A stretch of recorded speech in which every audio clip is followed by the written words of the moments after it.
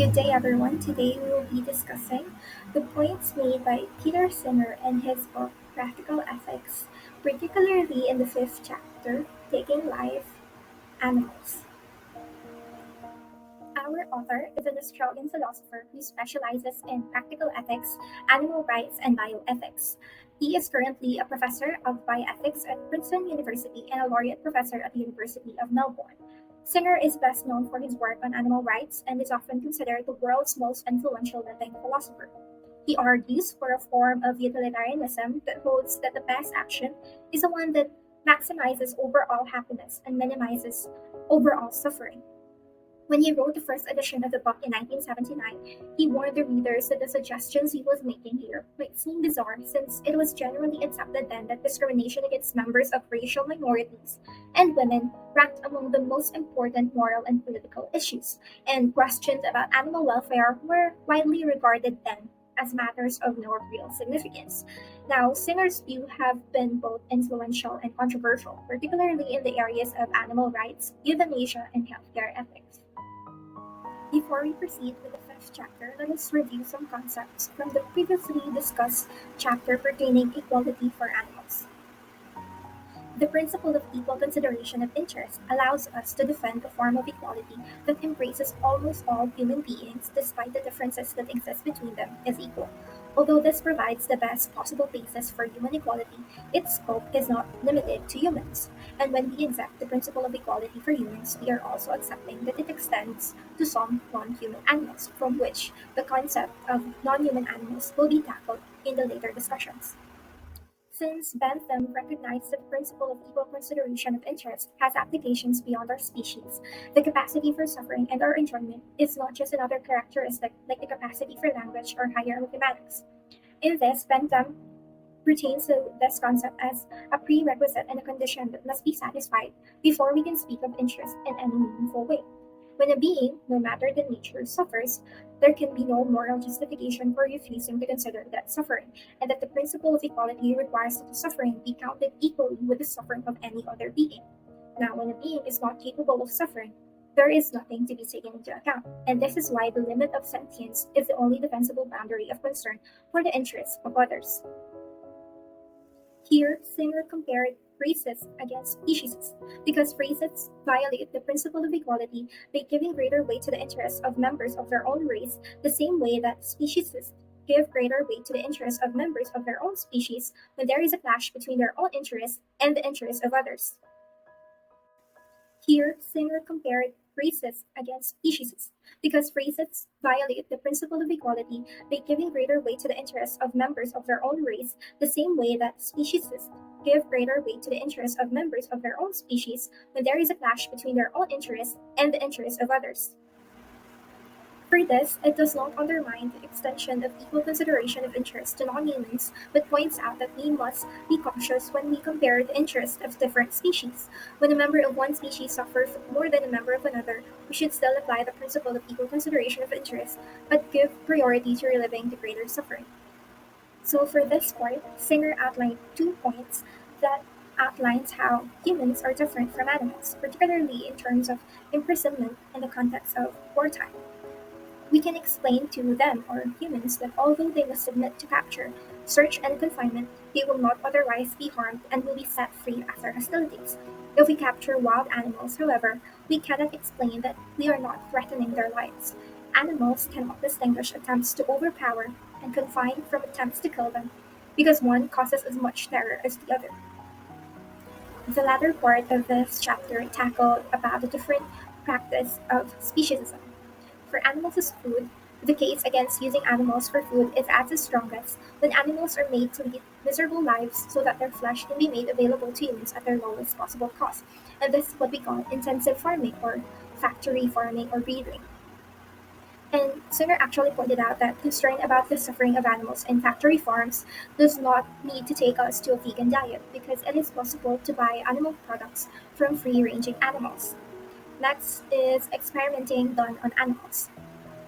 Singer argues that in these cases, and many others like these, the benefits to humans are either non-existent or very uncertain, while the losses to members of other species are certain and real. Hence, the experiments indicate a failure to give equal consideration to the interests of all beings, irrespective of species. Lastly are the other forms of speciesism in practice, particularly those of large scale and systematic speciesism. This includes fur trade, hunting, circuses, rodeos, zoos, and pet businesses. Now, this next chapter of the book was brought about because of the three distinct cases of killing that have been the subject of heated debate: abortion, euthanasia, killing of animals. And it is very much evident from the previous chapters and this one that Peter noticed that third one actually aroused the least controversy.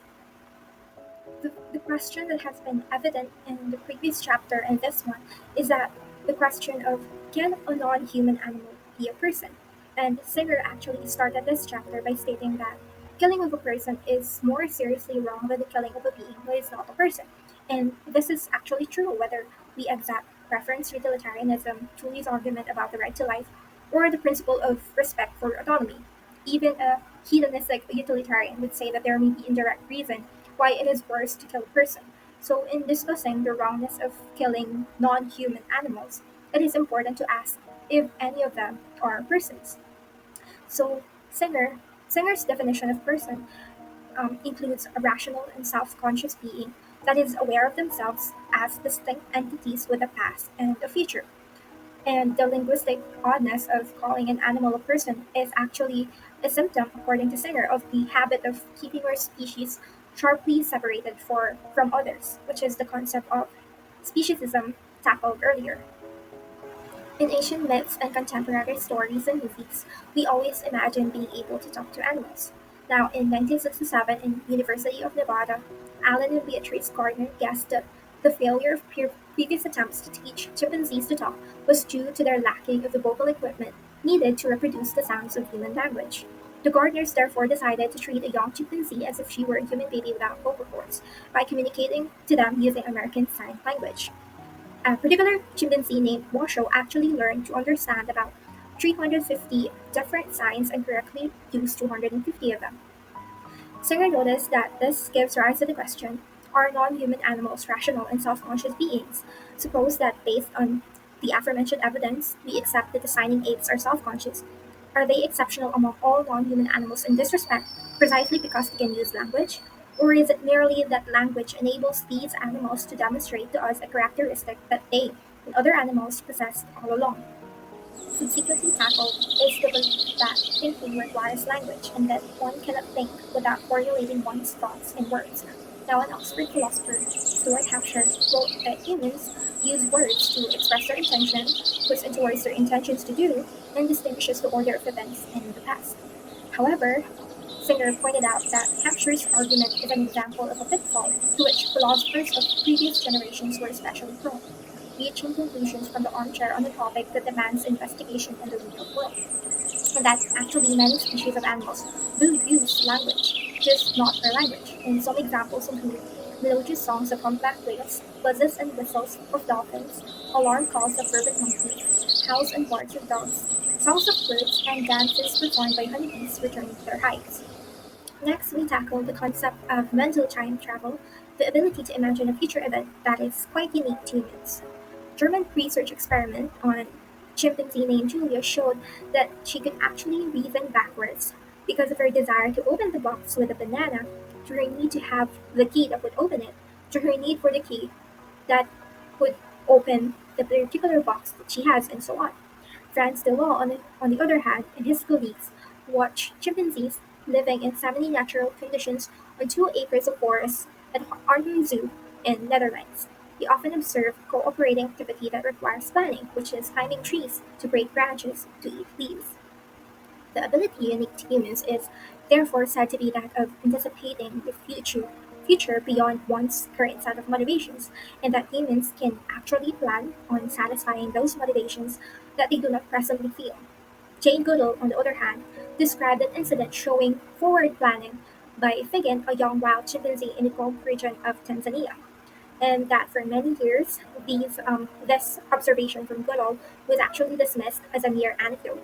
Now, however, similar behavior has been observed in pigs, both in natural circumstances and in controlled experiments. A pig who knows where to find food will not go there if she is being followed by a heavier pig who does not know where the food is. Now, based on these evidences aforementioned, some non-human animals are actually persons, as we have defined the term earlier. So, based on the earlier evidences that some non human animals are persons, we now go forward to the concept of killing non human persons. And with this, we have to tackle the doctrine of the special significance of taking personal life. In this, Singer argued that the only defensible version of the doctrine of the sanctity of human life, which suggests that most human beings have lives of special significance, or at least have a special claim for their lives to be protected, must be tied up with the fact that most human beings are persons. Now, in some cases, if some non human animals are considered to be persons, they also have a special claim for their lives to be protected. Whether we base these special moral features of the lives of human persons on preference utilitarianism, on a right to life deriving from their capacity to see themselves as continuing selves, or on respect for autonomy, these arguments must also apply to non human persons. And now, Singer suggests that we should reject the doctrine that killing a member of our species is always more significant than killing a member of another species, because some members of other species are persons, and some members of our species are not.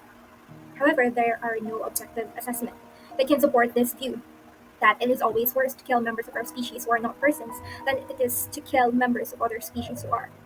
He provided a ceteris paribus scenario in terms of taking the lives of persons is more serious than taking the lives of those who are not persons, by saying that, according to this, killing a chimpanzee is worse than killing a man, a human being who, because of a profound intellectual disability, is not and never can be a person. Now, after defining the concept of a human person, we now move forward to the discussions regarding non-human persons. Singer provided that the great apes may be the clearest case of non-human persons, given that there is evidence of future-directed thinking in several other species. In this particular concept, he outlined three important things to consider when we are talking about non-human persons. First is self-awareness. Self-awareness is often linked to knowing that when you look in the mirror, you are seeing yourself rather than another being. And as mentioned earlier, all the great apes can pass this mirror test, as well as elephants, dolphins, magpies, and crows. Passing the mirror test may show self awareness, but failing it does not prove that an animal is not self aware. Chickens appear to recognize one another as individuals, always knowing when another bird is above or below them in the pecking order. Next is the sense of the past and the future. Gary Varner, in his Personhood and Animals in the Two-Level Utilitarianism of R.M. Hare, argues for a more demanding definition of a person than the one Singer outlined in this book. Varner pointed out that humans typically tell stories throughout their lives, weaving narratives that bring together where they have come from, where they are now, and what they hope for in the future. He also suggests that only beings with sophisticated language have this kind of biographical sense of their lives. Only humans will have it, and not all humans either, because not all humans are capable of language.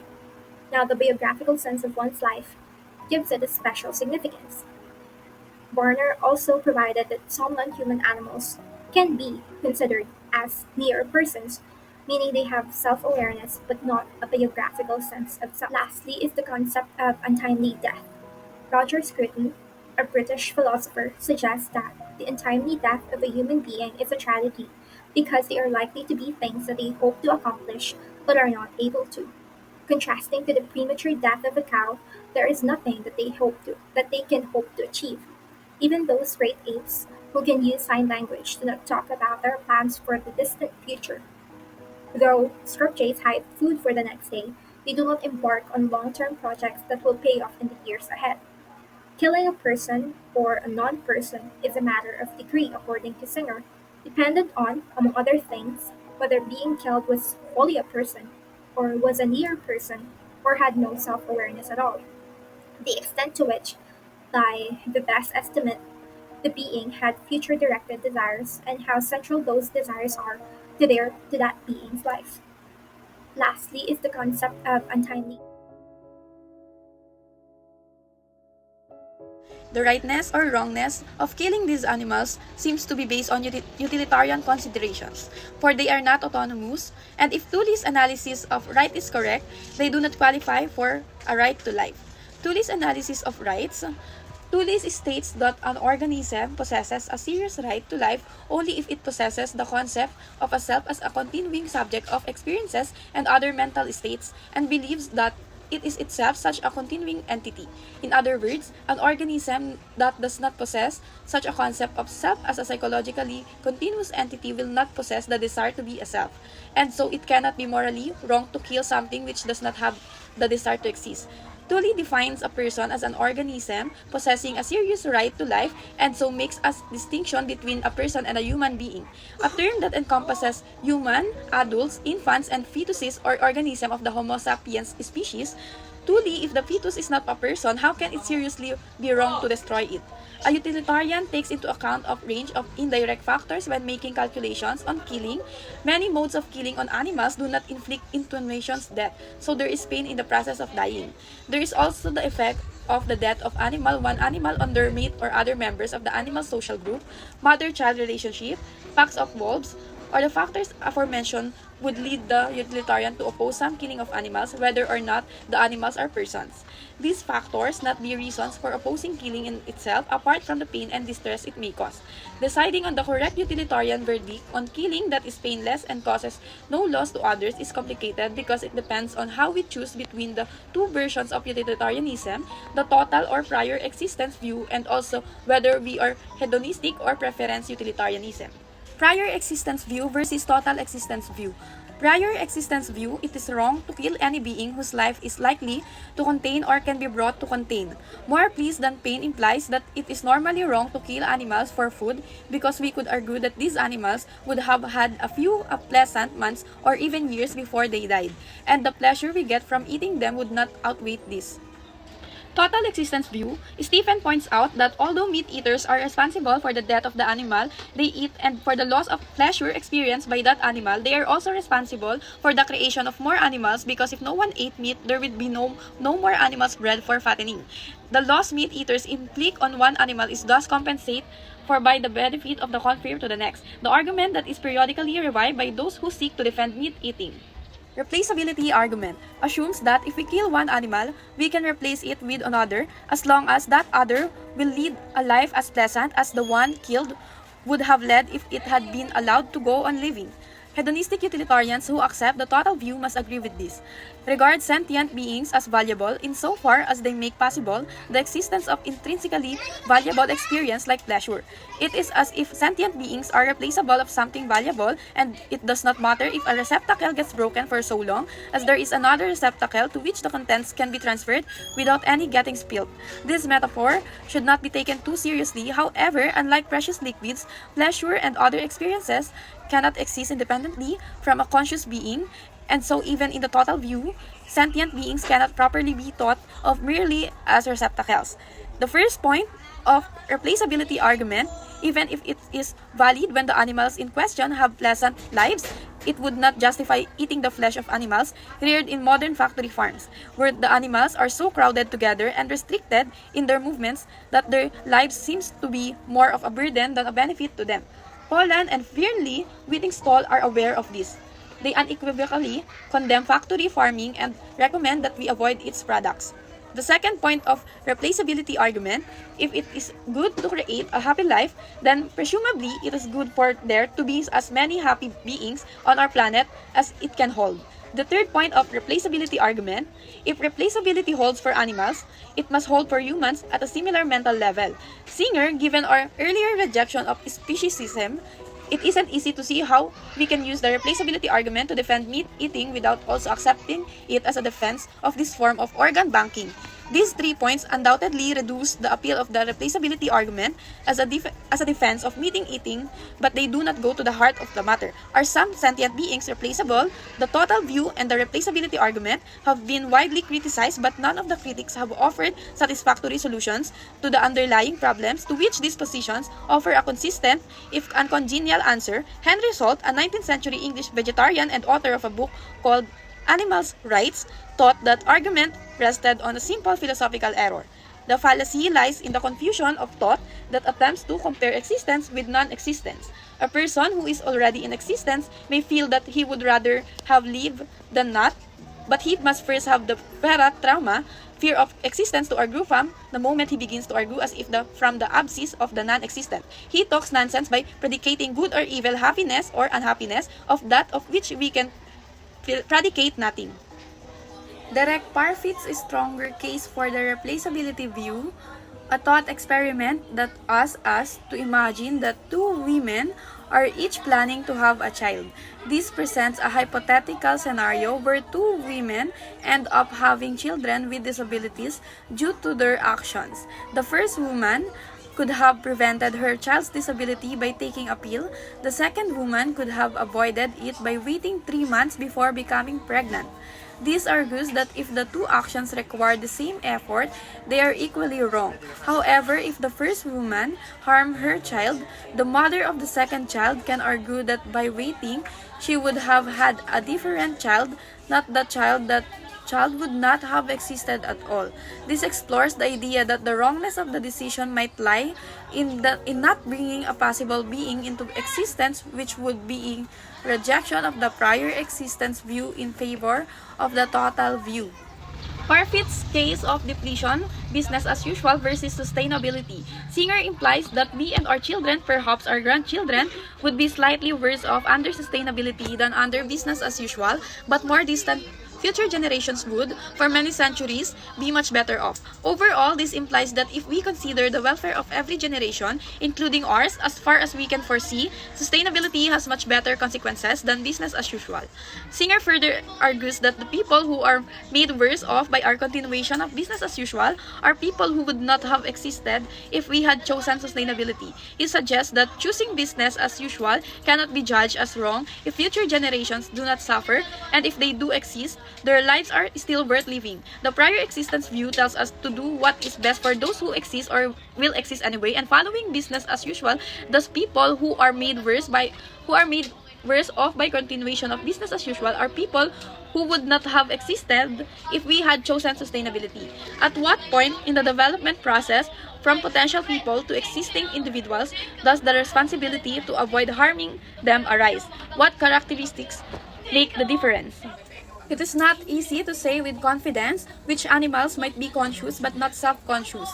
Some will not have desires that project their images of their existence into the future.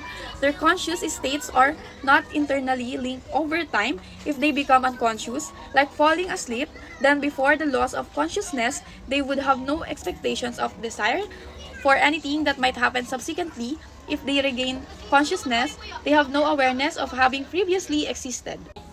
It is not easy to say with confidence which animals might be conscious but not self-conscious. Some will not have desires that project their images of their existence into the future. Their conscious states are not internally linked over time. If they become the occurrence of death does not negate the desire for ongoing life any more than the event of birth aligns with a wish to start living. This statement suggests that both life and death are natural processes that occur regardless of individual desires or interests. Death cannot be contrary to an interest in continued life any more than birth could be an interest in commencing life. To this extent, with merely conscious beings, birth and death cancel each other out. Whereas with self-aware beings, the fact that one may desire to continue living means that death inflicts a loss for which the birth of another is insufficient compensation. Test for universality: if I imagine myself in turn as a self-conscious being and a merely conscious being, self-conscious being, I could have forward-looking desires that extend beyond periods of sleep or temporary unconsciousness. For example, a desire to complete my studies, a desire to have a children, or simply a desire to go on living, in addition to desires for immediate satisfaction or pleasure or to get out of painful or distressing situations. Desires and preferences. Of course, true that preference utilitarianism is a form of maximizing utilitarianism in the sense that it directs us to maximize the satisfaction of preferences, but that does not mean that we should regard the thwarting of existing preferences as something that can be outweighed by creating new preferences, whether in existing beings or beings we bring into existence that we will then satisfy, whereas the satisfaction of an existing preference is a good thing. How we should evaluate the package deal that involves creating then satisfying a preference is a very different question. If I put myself in the place of another with an unsatisfied preference and ask myself if I would other things being equal want that preference satisfied, the answer is self-evidently yes, because that is just what is it to have an unsatisfied preference. If on the other hand, I ask myself whether I wish to have a new preference created that can then be satisfied, I may say that it all depends on what the preference is. The only satisfaction we can achieve is transient relief from a negative state. Life is not worth living, and the best we can hope for is to escape from the cycle of birth and death. David Benatar, a South African philosopher, has recently defended something like pessimism in his book, Better Never to Have Been. The harm of coming into existence, Benatar argues that bringing someone into existence harms them in a way that is not compensated for by the positive experiences they may have. One of the Benatar's arguments for this claim is grounded on something like the David view of preferences to have an unfulfilled desire is. He holds to be in a state of dissatisfaction, and that is a bad thing. Moreover, we spend most of our lives with unfulfilled desires, and the occasional satisfactions that most of us can achieve are insufficient to outweigh these prolonged negative states. Advocates of these options want us to become even more profligate with energy usage than in the business as usual scenario. To ensure that our actions are not going to leave any kind of larger negative balance in the overall moral ledger of our planet, they urge that we all get sterilized and the generation that now exists will be the last generation on Earth. Suppose everyone agrees to this, our actions will not make non-human animals worse off, or perhaps all of them will be sterilized too. If the pessimists are correct, this would be the right thing to do.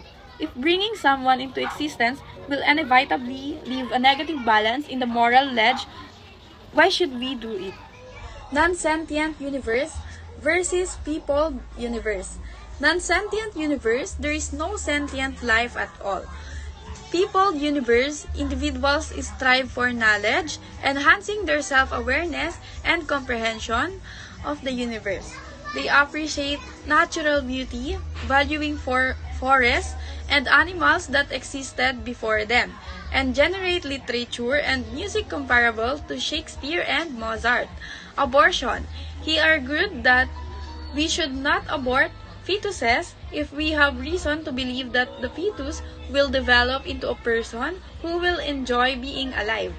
Should the fetus be aborted, there will be fewer persons who will enjoy being alive. The aborted fetus will not be replaced by another that would not otherwise have existed. Hence, to take into account that interest of merely possible future beings goes beyond the original minimalist idea of preference utilitarianism based on universalizing our preferences, and we can only scarcely avoid doing so in certain scenarios. This may be also based on a judgment that there is value in certain kinds of life. Preference-dependent value versus value that is independent of preferences.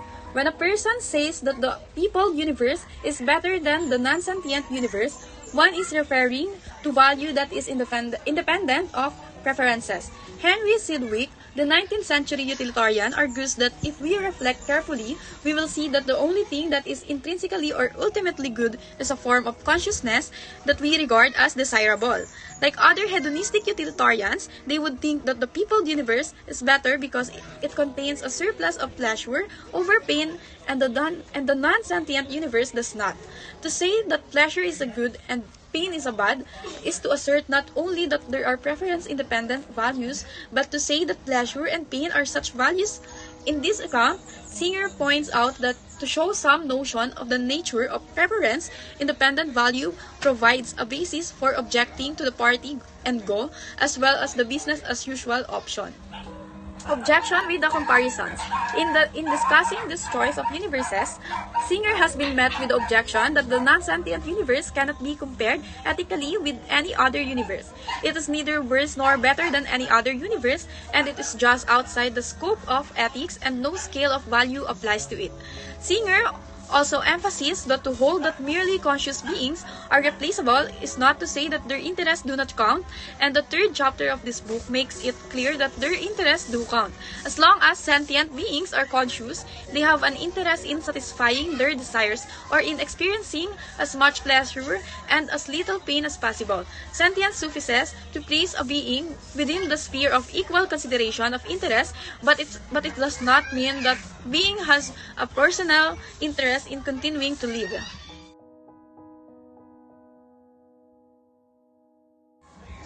Conclusion. This provides a direct reason against killing them, the strength of which will vary with the degree to which the animal is capable of having desires for the future. This means that in some circumstances, when animals lead pleasant lives and are killed painlessly, their deaths do not cause suffering to other animals, and the killing of one animal makes possible its replacement by another that would not otherwise have lived. The killing of animals without self-awareness is not wrong.